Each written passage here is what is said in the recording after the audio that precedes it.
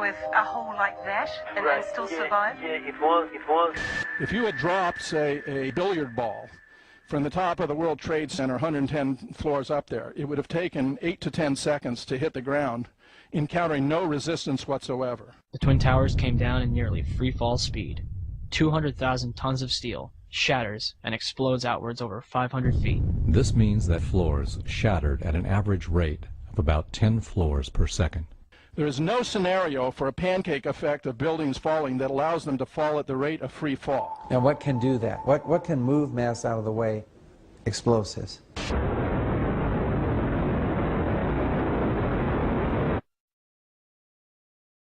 "47 huge steel columns going up the core, and they're interconnected.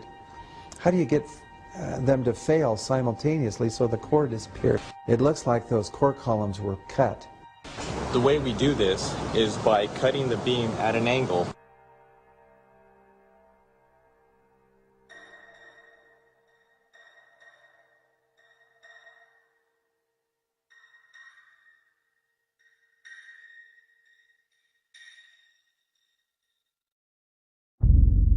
I started looking at the molten metal.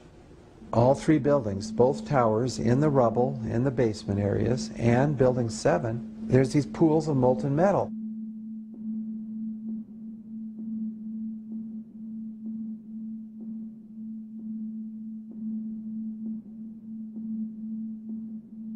You'd get down below and you'd see molten steel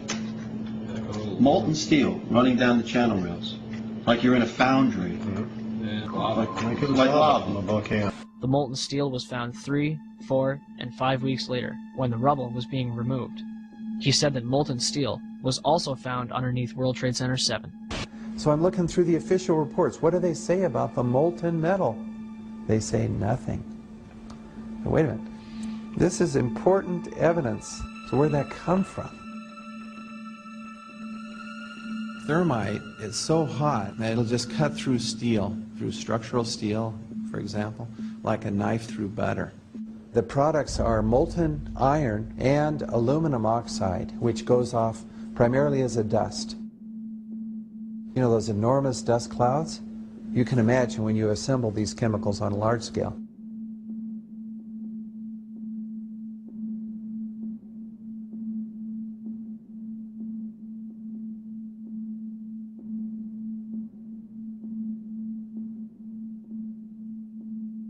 Molten metal pools under both towers after they collapsed, and Building 7. Now, Building 7 wasn't even hit by a jet. Part of the problem is that most people simply don't know much about Building 7 due to the extraordinary secrecy surrounding this collapse. And this was a 47-story skyscraper. This building fell at 5:25.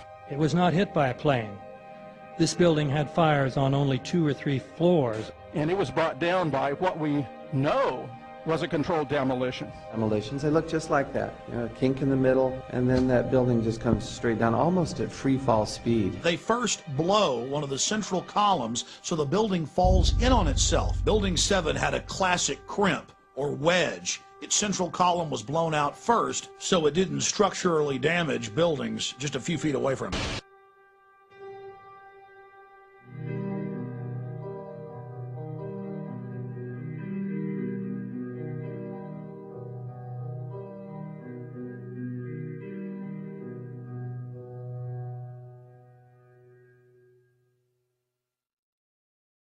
Our office was on the B1 level. As I was talking to a supervisor at 8:46, and all of a sudden we hear, boom! An explosion so hard that pushed us upwards. And it came from the basement between the B2 level and the B3 level. And when I went to verbalize, we hear, boom! The impact of the plane on the top. As I'm walking by the main freight corridor building in the corridor, that's when I got blown. I mean, the impact of the explosion threw me to the floor, and that's when everything started happening. All of a sudden, a big impact happened again, and all the ceiling tile was falling down, the light fixtures were falling. You know, you got to go clear across the whole from 1 to 2 World Trade Center, and then all of a sudden, it happened all over again. Something else hit us to the floor. Right in the basement, you felt it. Walls were caving in, everything that was going on. I mean, I know of people that got killed in the basement. I know of people that got broken legs in the basement. People that got reconstructive surgery because the walls hit them in the face.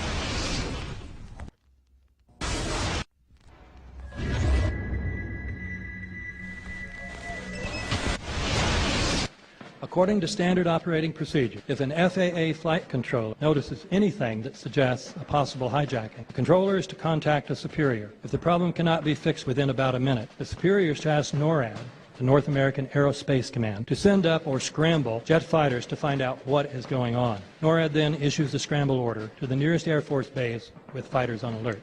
But although interceptions usually occur within 10 or so minutes, in this case, 80 or so minutes had elapsed before fighters were even airborne. It's a mind-bending anomaly.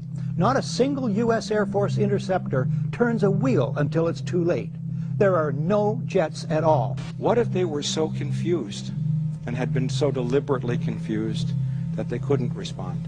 The reason that they didn't know where to go was because a number of conflicting and overlapping war game exercises were taking place. It involved the insertion of false radar blips onto radar screens in the Northeast Air Defense Sector. Center Team U, we have a problem here. We have a hijacked aircraft headed towards New York. We need someone to scramble some F-16s or something up there to help us out.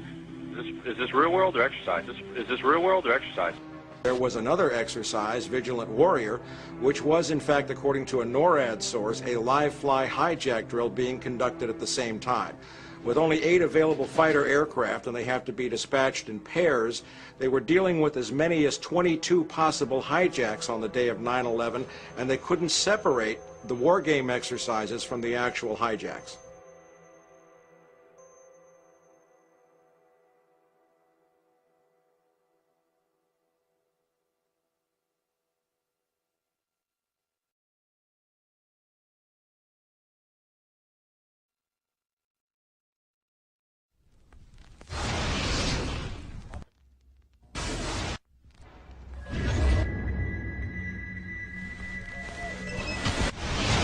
Page 172.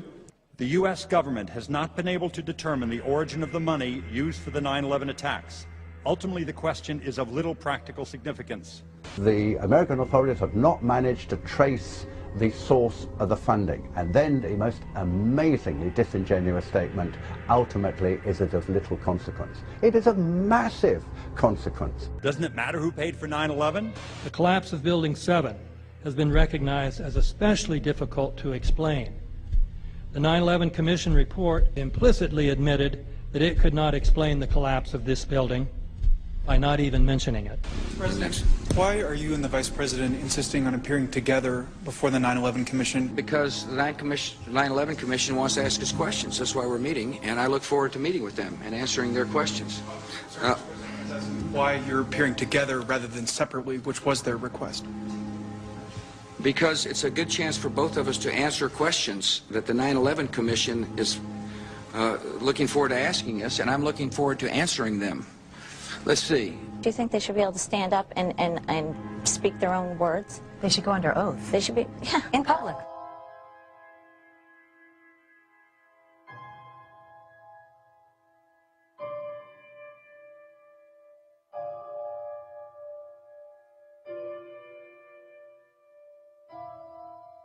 Don't you think that the families deserve to have a transcript or to be able to see what you Adam, said? you asked me that question yesterday.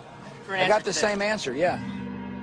The final report was a unanimous report. That means that if there was a single commissioner who had any objection about anything, that fact would be dropped from the report. We have found out that he not only served on the transition team of the Bush administration, that he was a person who wrote a draft memo for the setup of the Bush administration's National Security Council, that he was an individual who wrote the preemptive war strategy that was eventually used for the war in Iraq, that he is a close friend of Condoleezza Rice's. We want him to resign. There is literally nothing in the 9/11 report that the Bush administration did not approve of.